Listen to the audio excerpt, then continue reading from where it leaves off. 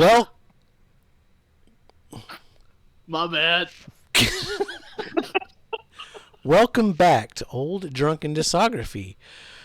We are talking Queens of the Stone Age. I'm Jason. With me is Tim Hello. and Bill. This Hi. was Tim's pick. We rotate out each week who picks the artist. That person makes the other two listen to all the records. We rank them. We bullshit. Well, you know what's going on. This ain't your first time here, surely. If it is, like and subscribe. Leave us a comment down below. This is our current rankings. We're talking Queens of the Stone Age, and we're talking Like Clockwork from 2013.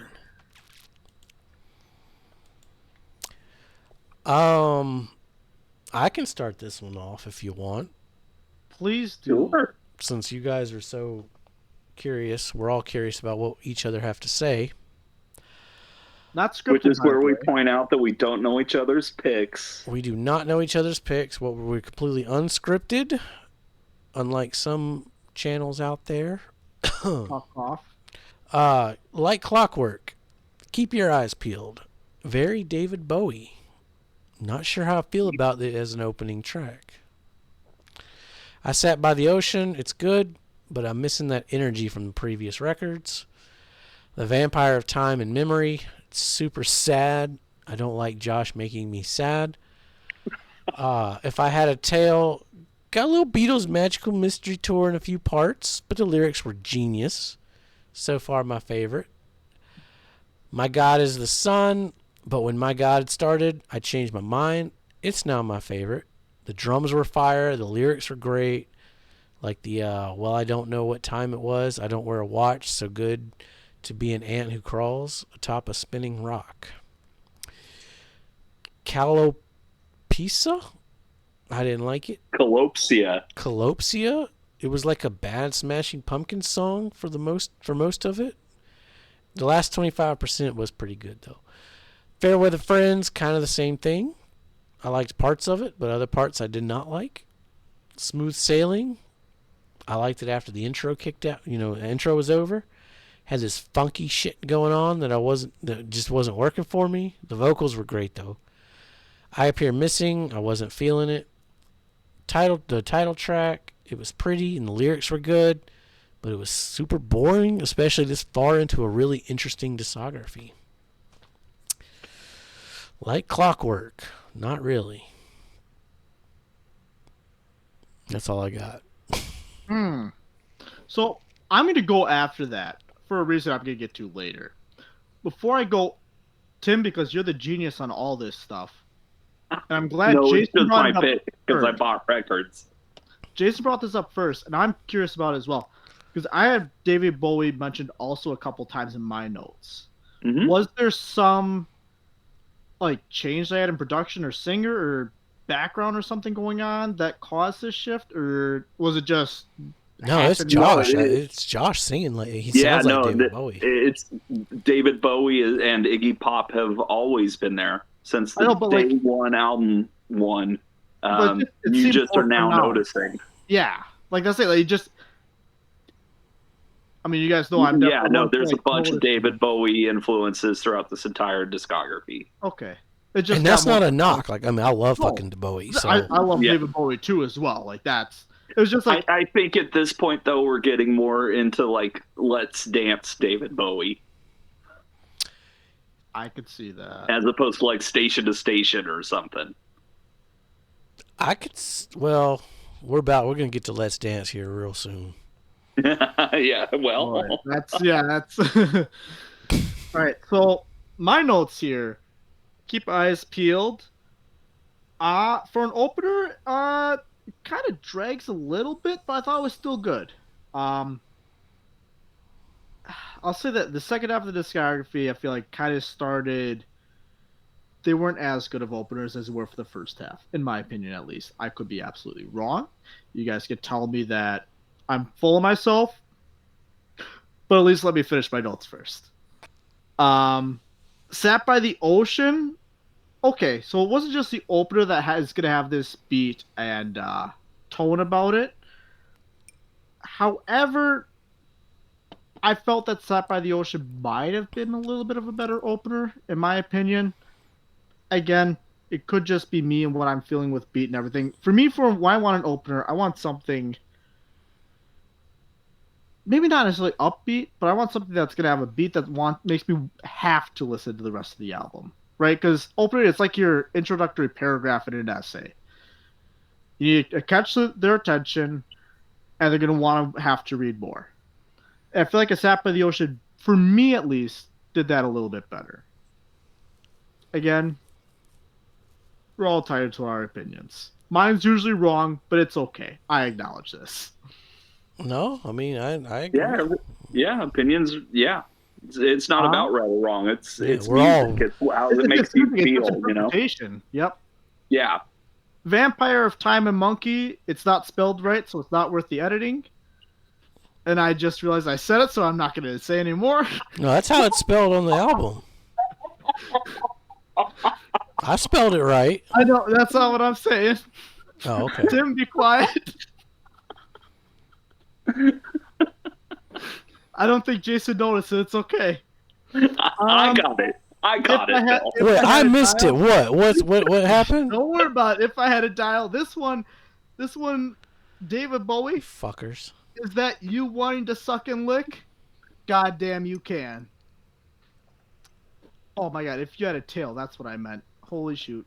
Helps if I can read my notes. My God is a Son. Okay. We're back on track. Last one was good. We're back on track fully with Queens of the Stone Age as we're going. Love the crescendos, especially in this track. I felt they did it exceptionally well. The build up and the decompression as well at times. And I love how they did sort of that distortion at the end as well. I felt they did that exceptionally well, and it tied great into the song. Collapsia, I thought that was a top song contender actually. Starts kind of with like almost elevator music-esque, but then it goes full on like, goddamn, the back half of that track's. Yeah, the last 25% is fucking good. I wouldn't even give it 50%. Last 25%. Well, I'm gonna give it back half, so let me be. Okay, take your 50%. Fairweather Friends. Elton John, hello? Is that you? Solid guitar solo. Yes, it is.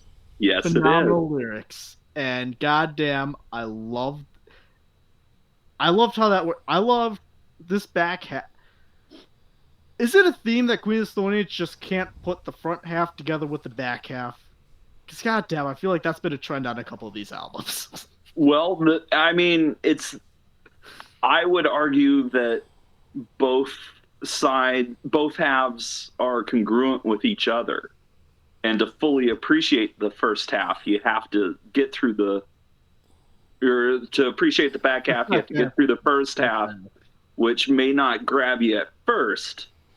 But then when you go back and re-listen to it after hearing, then it all like starts making sense. Okay. That does make sense actually, because I will say my second listen through the first half of these albums definitely hit me harder. Yeah, no, I think it's by design. Smooth Sailing. It wasn't smooth, but that's okay. Maybe, I don't know. I thought it was all right. Probably the weakest song on the second half, in my opinion. Jason, you didn't like I Appear Messing. First of all, that's a goddamn phenomenal song. Top song contender. Let me just reiterate here. Shock me awake, tear me apart, pinned like a note on a hospital gown. Deeper I sleep, further down, a rabbit hole never to be found. Goddamn. When he's singing those lines, holy shit, fucking get goosebumps every goddamn time I listen to that track. Like, fucking top song contender without a doubt. The title track, I like the crescendo. I don't know anymore, but it is a good track. But I don't know. I might have, it's good. It's a great song. But it wasn't. But I wanted more. But it was alright. But I really wanted more. It was a good ending track. Maybe they're best in the second half of this discography. Ooh. No. No. No. I don't think they did. They just did. They didn't do anything new here. Like this was. It was slow and boring, and like that. I don't know. Was not. So yeah, I'm gonna say that this is their most adult album. In themes and in production and in song structures. Yeah, there's an energy that's lost. But I do think there's a lot of really strong songs on here. This is their automatic for the people. Maybe. It is worth noting that this is their first #1 album. 10 years after Songs for the Deaf, they finally got hit #1.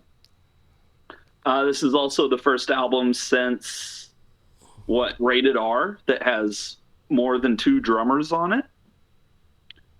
Joey Castillo has been in the band since Lullabies, and he does half of the album. But he ends up leaving for the Circle Jerks. And so they brought in Dave Grohl to kind of finish the rest of the album. So you get the fun thing where Dave Grohl was replaced by Joey Castillo, who was replaced by Dave Grohl.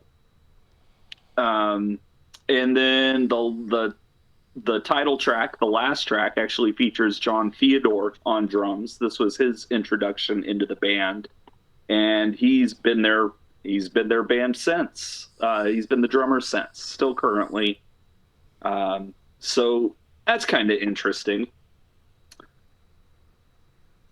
I Sat by the Ocean is kind of radio rocky, but I do love the lyrics, and it's there's something about it that I really like. Not sure I can quite place it, though.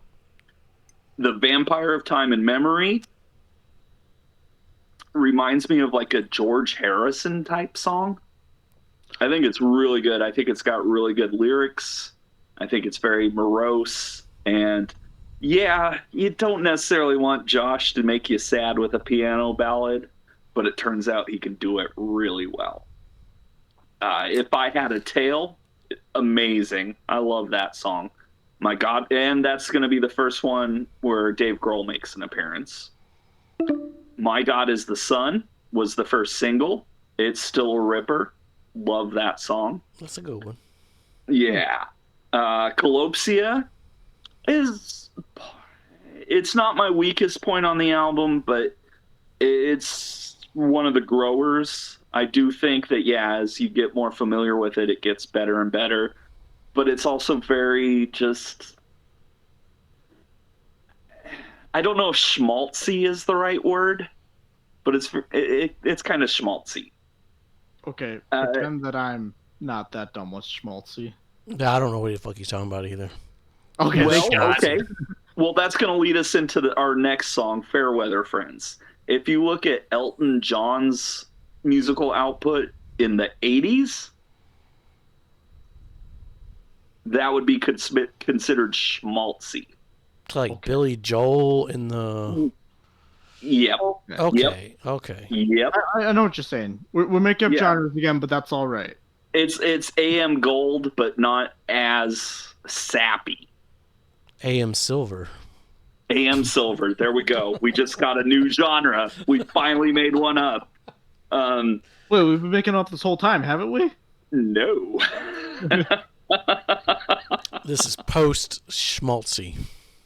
Post-schmaltzy core. There we go. Fairweather Friends, yes, we've mentioned it has Elton John on there.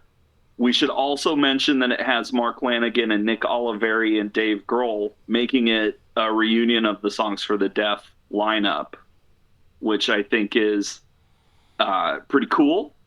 I also think it's pretty interesting that the song's called Fairweather Friends, considering the relationship that Nick and Josh have had. Yeah. Well, wasn't that the whole point of that song? Because it's the whole Fairweather Friends? Well, at least that's the little bit of research I do, which isn't that much, I'll be honest. There's a lot to read in there that's obviously we're not going to know everything because that's their personal relationship, and they've known each other since they were kids. But I really think that this was as a casual fan, and by casual I mean first time buyer of anything and everything they put out, I thought it was a nice olive branch. No, Nick's not playing bass, but the vocals are there, Yeah, and it's yeah. yeah, come on in. And I thought that was a pretty cool move. It doesn't make the song that good though. To me, anyway. I didn't. Sure. It's an important song in the discography. What you think of it isn't as important as what it represents, I would argue. And the Smooth Sailing, it's kind of that Misfit Love meets I Want to Make It With You meets the last half of Lullabies to Paralyze kind of dance song that they've been working towards and continue to work towards now for a couple albums. I Appear Missing, I mean, it may be the best song Josh has ever written. Thank you. Yeah, that song is gorgeous. Great tempo changes. The performances are great. The vocals are great. I just love the difference, like the verse to chorus transition. Holy shit. Yeah, no, I love that song. And I'm glad to hear that it's making the top 10 because I can move on to something else. And then the title track, Like Clockwork. Like I mentioned, it's the first song with John Theodore on drums. And what was he? He was in the Mars Volta, right? Yes, he was in the Mars Volta before this. That's where they picked him up. And, we're, 6 albums into a discography that I've been, following along for 5 albums, and this is the first song I don't like.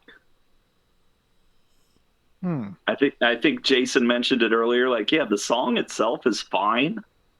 There's just no energy to it. I could see that. Yeah, and so I'm gonna go out and say this is their worst closer. But it's a closer. I can skip it. The rest of the album, I could see that. Yeah, this is probably the worst closer. Yeah. So I think this album's kind of a mixed bag. I think that there's a lot of really great songwriting on here. I think that the production is fantastic. I think the performances are great. I think the strong songs are super strong.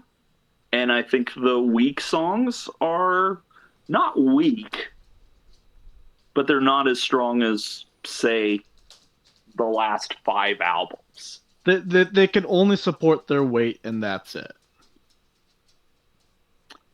But that being said, this was the one that went to number 1. This is the one people globbed onto. Which is so fucking weird. I mean, if you look at 2013, though, because this is kind of right before the start of really streaming taking off. I mean, right. Yeah. So I could see why, especially as a guy that was in high school at the time this album was released. What was Nickelback doing in 2013? Not a damn thing worth listening to. This would make my top 10 for 2013. I'd have to see. I don't know. Let's rank this first. Tim's ranking before I say too much more. Oh, it's my turn to guess again? Yes. Well, Ooh, this is going to be a tough one. This is going to be interesting.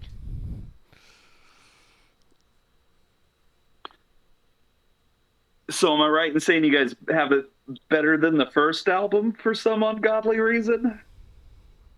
You're right for me, I'll say that. You are wrong for me. Okay, cool. So then, Bill, it's not better than Songs for the Deaf.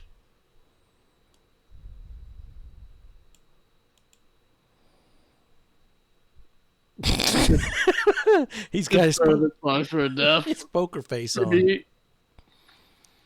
It is above Songs of the Deaf. Wow. Okay, but not rated R. I mean, I guess it's more mature. So if you're looking for maybe a cleaner production and a better, I guess I could see an argument for that. So, yeah, you got it better than rated R? I can't. After Era Vulgaris, I was so let down. Let's keep it right behind rated R. Okay, yeah. That one is a coin flip, I will say. Yeah. It's definitely not above Era Vulgaris. That I'll give you. And I'll agree with that. Oh. Interesting. Okay. We're starting to get a little divide here. I'm the most anarchy still, so that makes sense. Again, still a great album though. There's a lot to enjoy here. So this color coding, the color coding is going to tell a lot. The color code will tell all. You guys are both be like, fuck it, it's all red. It's all red. Fuck it. Fucking green? Never heard of her. Yellow? Who's that? Era Vulgaris. I'm looking at that vinyl, but it's fucking red. Well, yeah, and I'm also going to point out that this is the first in an artwork trilogy where Boneface is doing the artwork. So you look at this and the next two albums, they're all very similar, and they kind of relate to the album content. You could argue that there's a trilogy here, and if you did, this would be the beginning of the end for Josh as far as his relationship with Brody goes. Because ultimately, I think that this trilogy is about his relationship with Brody. And I think this is the end for him, where he's kind of like questioning if it's worth it for him. But that's just me. And yeah. Well, yeah, we'll get to that when we get to villains. Yes, we will. Yeah, let's fucking get to villains. We're gonna wrap this up. Like and subscribe. Stick around. We're gonna talk villains. We're gonna talk End Times New Roman. If you missed the previous videos, there is a playlist link down below. I say it every time, but you guys aren't clicking it. I know when you're clicking it, and when you're not clicking it. Click that playlist link. Give us a like. Give us a subscribe. Check us out on Discogs. I know Tim collects a lot of vinyl. I collect a lot of vinyl. Bill collects CDs. We're on Discogs. Links down below. Hit us up. Make friends. Check out our Discord. Yeah. Bill does hang out in our Discord quite a lot. Ask him why Discord's where I basically live. Yeah, me too. Sadly. Check us out on Discord. And if you're old, check us out on Facebook. Me. Like Tim. Yeah. He stays on Facebook because he's old. I'm on Facebook, but I stop in once every month, so I miss all the meetings. Yeah, you never know what's going on. I try to keep up. Like we said, this was Tim's pick. We rotate out each week. Next week is Bill's pick, and he picked Nickelback. So stick around for that. It's gonna be a blast. Be safe. Make good decisions.